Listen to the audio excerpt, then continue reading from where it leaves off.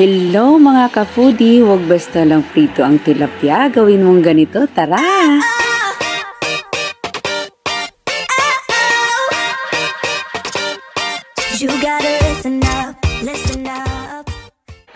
Magpainit ng mantika sa kaldero at iprito na natin ang mga tilapia.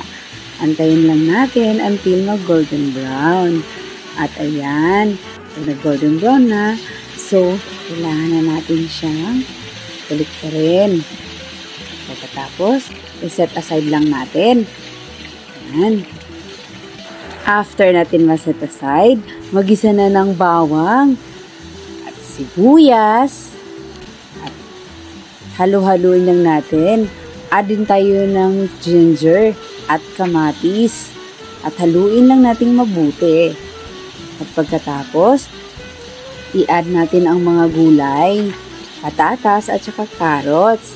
Yan, haluin lang natin at pagkatapos, lagyan natin ng asin, paminta, at saka patis para manonood ang sarap.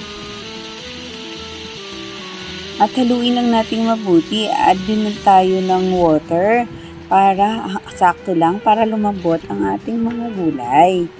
Ayan, at takpan. Ayan na, kumukulo na siya guys. Add na natin yung iba pang mga gulay, yung repolyo at tangkay ng pechay. Ayan, at haluin lang natin mabuti. At i-add na rin natin yung dahon ng pechay para lumambot na rin siya. After natin mahalo ang lahat ng gulay, isimmer lang natin siya in 1 to 2 minutes at pagkatapos takpan. Ayan, kumukulo na siya guys. Ilagay na natin yung mga tilapia na prinito natin kanina. Ganyan. Wow, ang sarap. O diba? Try nyo rin to sa inyong mga bahay. Tsak magugustuhan to ng inyong pamilya.